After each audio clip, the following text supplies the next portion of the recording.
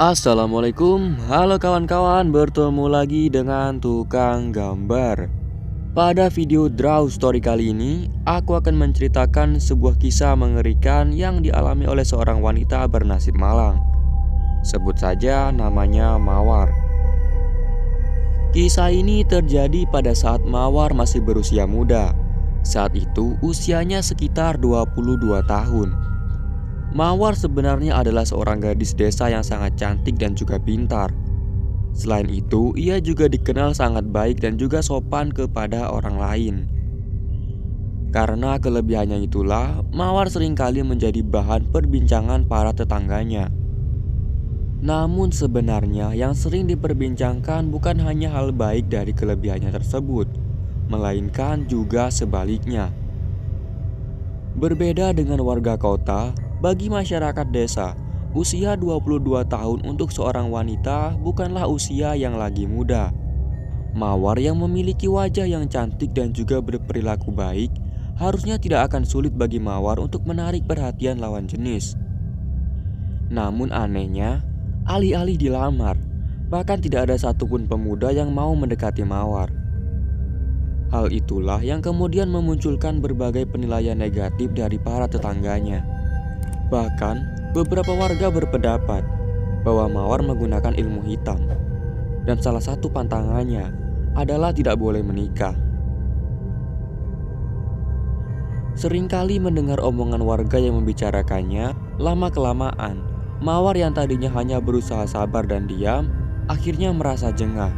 Ia kemudian mendatangi seorang dukun yang dianggap dapat menyelesaikan permasalahannya.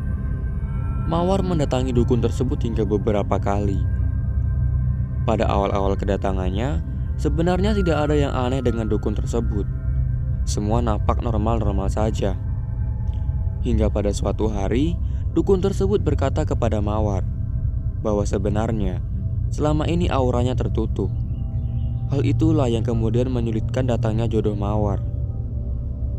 Dukun tersebut kemudian memberikan solusi untuk membuka aura Mawar. Dan satu-satunya cara adalah dengan melakukan hubungan badan dengan dukun tersebut. Awalnya Mawar menolak. Namun, karena desakan orang tuanya yang ingin segera memiliki cucu, ditambah dengan gunjingan warga di desanya, akhirnya membuat Mawar menyetujui hal tersebut. Tak lama setelah melakukan hubungan terlarang tersebut, Mawar pun hamil.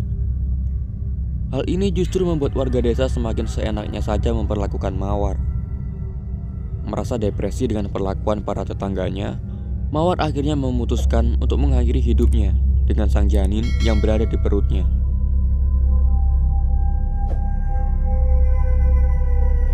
40 hari setelah pemakaman, dari makam milik Mawar terdengar suara bayi menangis.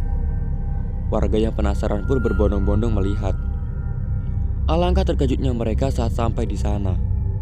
Ternyata makam milik Mawar terbuka, seperti baru saja dibongkar.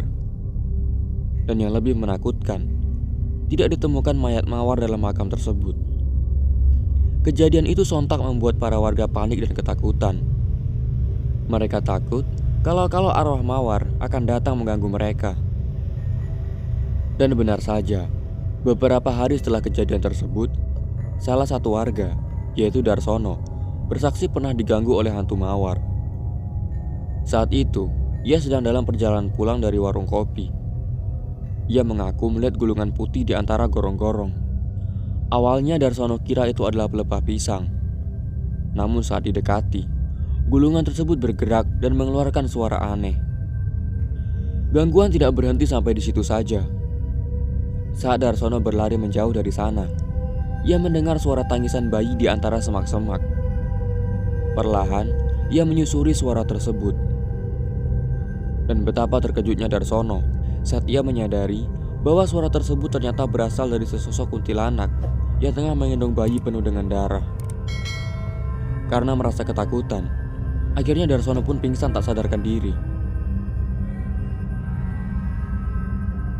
Dari kisah ini, bisa kita simpulkan bahwa penilaian sekecil apapun yang kita berikan kepada orang lain dapat memberikan pengaruh yang besar terhadap orang tersebut. Jadi, dalam memberikan penilaian kepada orang lain, Berusahalah untuk memberikan penilaian yang baik, atau setidaknya jangan sampai menyinggung, agar tidak menimbulkan hal-hal yang tidak diinginkan. Baiklah, sekian video kali ini. Sampai jumpa di video selanjutnya. Wassalamualaikum warahmatullahi wabarakatuh.